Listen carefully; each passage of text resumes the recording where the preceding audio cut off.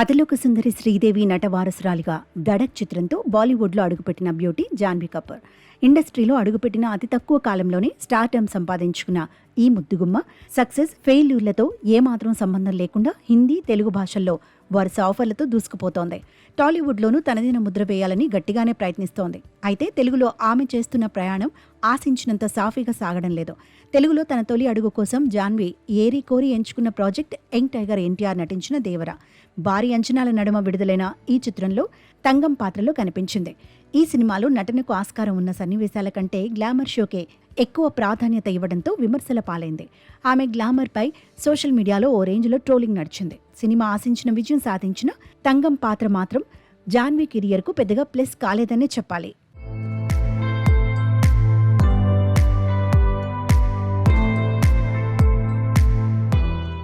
దేవర వివాదం మరవకముందే ఇప్పుడు global star Ram Charan, sensational director Buchi Babu Sana కాంబినేషన్లో వచ్చిన పెద్ది సినిమా వంతు వచ్చింది. ఈ సినిమాలో జాన్వీ అచ్చి అమ్మ అనే విలేజ్ గర్ల్ పాత్రలో నటించింది. దేవరలో ఎదుర్కొన్న విమర్శలు ఒకెత్తైతే పెద్ది సినిమాలో అచ్చి అమ్మ పాత్రకు వస్తున్న నెగిటివిటీ మరో ఎత్తు. పల్లెటూరి వాతావరణానికి ఆమె గ్లామర్ డోసు శృతి మించడంతో సినిమాలోని కొన్ని కీలక సన్నివేశాలను సైతం రిలీజ్ అయ్యాక తొలగించేశారు. ఈ నిర్ణయానికి దర్శకుడు బుచ్చిబాబు పూర్తి బాధ్యత తీసుకున్నప్పటికీ నెటిజన్ల నుంచి జాన్వీకి మాత్రం ట్రోలింగ్ తప్పలేదు. ఇక అసలు విషయానికి వస్తే ఈ సినిమా కోసం జాన్వీ తీసుకున్న పారితోషికం ఇప్పుడు అందరినీ విస్మయానికి గురిచేస్తోంది. దేవర సినిమా కోసం 5 కోట్ల రూపాయల భారీ రెమ్యునరేషన్ అందుకున్న ఈ బ్యూటీ రామ్ చరణ్ సినిమా కోసం ఏకంగా 8 కోట్లకు పైగా డిమాండ్ చేసిందట.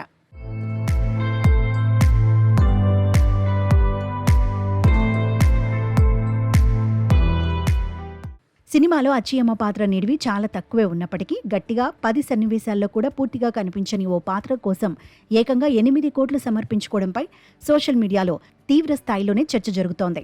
దర్శక నిర్మాతలు జాన్వీ గ్లామర్ ఇమేజ్ కోసమే ఇన్ని కోట్లు కుమ్మరిస్తున్నారా అంటూ నెటిజన్లు ఘాటుగా స్పందిస్తున్నారు. వరుస విమర్శలు, ట్రోలింగ్స్ నేపథ్యంలో ప్రస్తుతం టాలీవుడ్లో జాన్వీకి కొత్త ఆఫర్లు రావడం దాదాపు తగ్గిపోయాయనే వాదన బలంగా వినిపిస్తోంది. భారీ రెమ్యునరేషన్ డిమాండ్ చేయడం, దానికి తగ్గట్టుగా పాత్రలకు స్కోప్ లేకపోవడంతో నిర్మాతలు కూడా వెనకడుగు వేస్తున్నారట.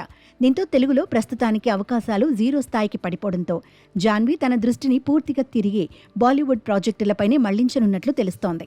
మరి రాబోయే రోజుల్లో తన నటనతో విమర్శకుల నోళ్లు మోయించి సౌత్ ఇండస్ట్రీలో తిరిగి సత్తా చాటుతుందా లేదా అనేది వేచి చూడాలి.